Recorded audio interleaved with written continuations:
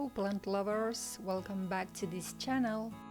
In this opportunity I'm going to show you all my kalanchoes. I'm going to show you the species that I have, and as always I'm going to tell you how to take care of them. So let's begin with my favorite one, which is the kalanchoes hexangularis. This species is very similar to the kalanchoe blossfeldiana, which I think is the most common one. Unfortunately, I don't have the blossfeldiana one to show you, because, to be honest, I don't like that species. I mean, it's only pretty when it blossoms. There are some with yellow, orange, pink, and even red flowers. Their flowers are so pretty, but when the plant loses its flowers, it looks just like a regular plant, at least to me. So instead I acquired this one, which has similar leaves, but the leaves of this species turn red when temperatures drop. You may remember this species from my last short, where I've shown you some beautiful cuttings. If you haven't watched that video, I'll leave it somewhere so you can check it. So right now we are in fall. And look how some of them are already turning red. Isn't it beautiful? They also turn red when you stress them out a little bit. Stressing a succulent means that you prolong the watering periods so that they get used to tolerating harsh droughts. I mean, it sounds like a torture, but that's how they survive in nature. So, I've had this one for more than 2 years, and so far I've taken so many cuttings. In general, kalanchoes are really easy to take care of. I think it is the perfect succulent for a beginner because it's really difficult to kill one of these. Kalanchoes tolerate pretty much everything, and I think that their most distinctive trait is that they are so easy to propagate. In the case of the kalanchoes hexangularis, you can take some leaves, leave them on a tray with substrate, and a new baby will come out from the petiole. This part is called the petiole. And their flowers are so pretty too. Mine has had tiny yellow flowers twice. So I've noticed that this one has this long dry stem with some babies that have their own roots. So I'll pull them out and plant them as separate plants, since this dry stem is no longer useful.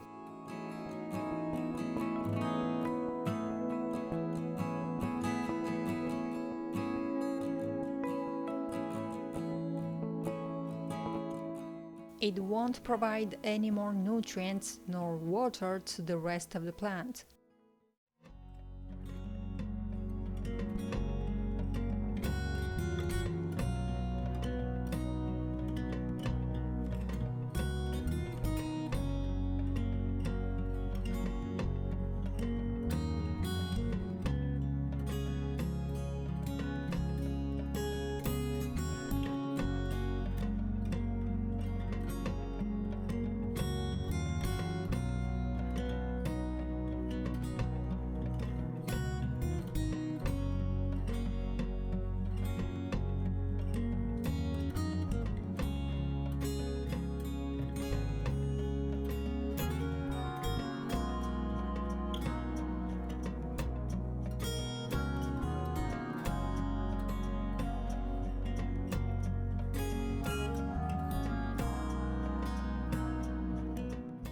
Then I have this small one, which I think is a kalanchoe laxiflora, but if I'm wrong and there is an expert over there watching this video, please feel free to correct me.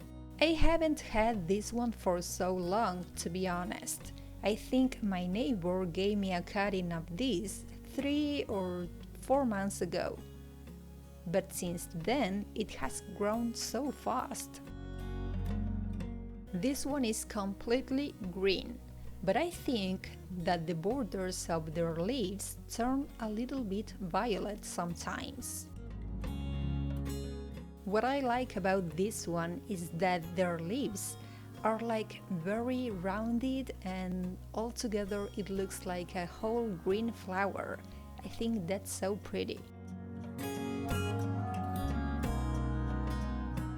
The only problem that I've had with this one is that right now it is being attacked by thrips. So at the moment this one is under treatment. What I'm doing to treat her is grabbing a Q-tip with potassium soap and I try to clean the stem. Bear in mind that you have to do this several times until they are completely gone.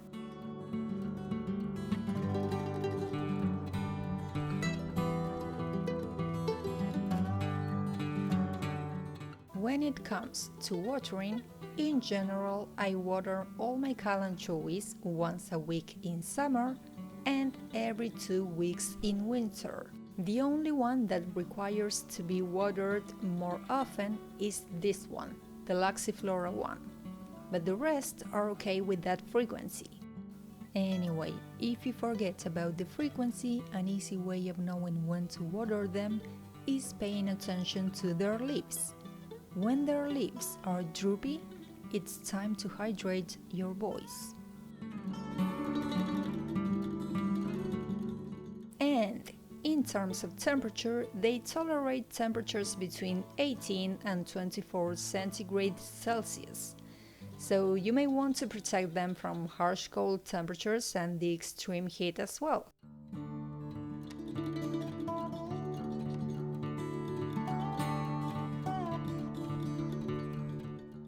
Next, I have the kalanchoe fetchesqua. That name is so difficult to pronounce. Well, this is a piece of art. This is a variegated species and I love it. You can see that mine already needs a pole and a bigger pot. But I think I'm going to cut it because that's the easiest way, right?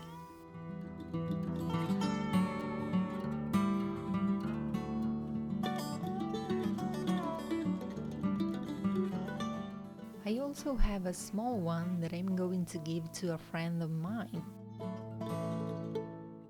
These are so easy to take care of and so easy to propagate too.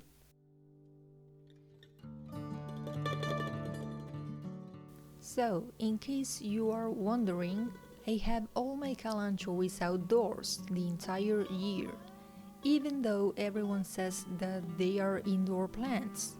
So I have them outdoors because they love the sunlight. Just to make sure that they receive indirect sunlight and they'll be okay. In this particular case, since this is a variegated plant, it's going to need a lot more sun exposure than the rest to keep those white, creamy and pink colors on their leaves. So if you have any variegated plant and you don't know why it is losing its variegation, now you know it's because it needs more sunlight. This species has a particular way of propagation. If you take a leaf off and you put it on a tray with some fertilized substrate, you'll notice that instead of pulling new babies out of its petiole, they'll come out from these parts, which are called folioles. I'm pretty sure I'm going to show you a picture of one of mine. That propagation system is very similar to another species that I don't have, but that is called Kalanchoe laetivirens, or Mother of Thousands. And there is also another species that is propagated like that and that I do have.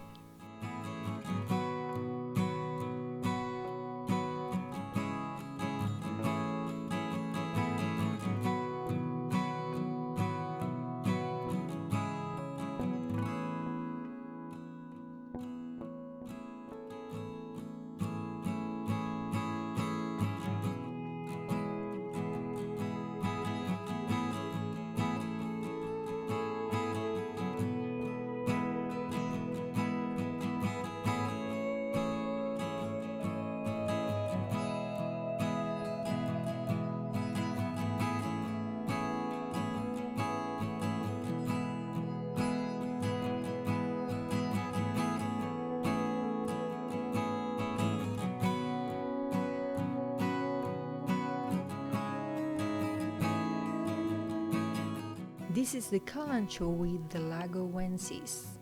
Look how many I have! So this one has a peculiar shape and a very distinctive pattern. Look at that! It looks so savage!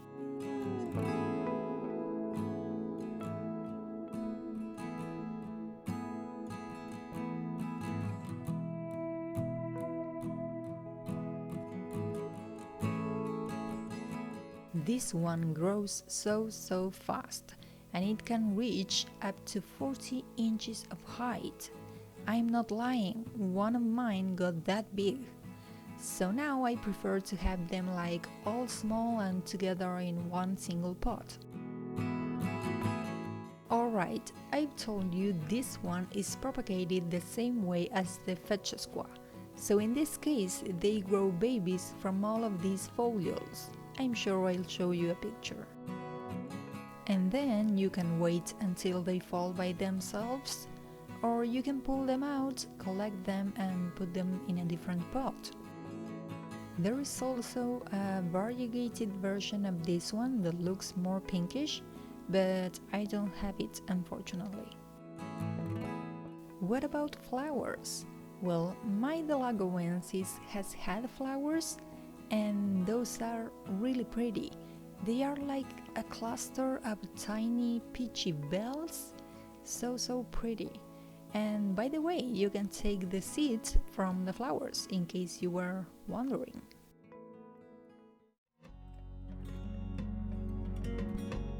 Something really important to point out about the lagoensis is that this is a very toxic plant for animals and humans.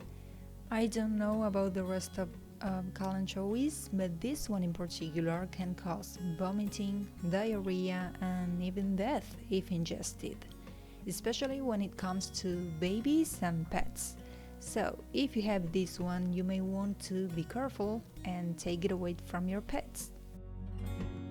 So I only have those 4 species. Other species of kalanchoe that I don't have, but that I love to acquire someday, are the kalanchoe orgialis, the kalanchoe hamilis, and the kalanchoe tomentosa. Those are on my wish list, and I think they are so unique. Well, those were all my kalanchoes. I'd like to know which ones you liked and what are the species that you have. If you have found this content useful, please leave a like or a comment, share this video with another plant lover, and subscribe for more content like this. Bye bye!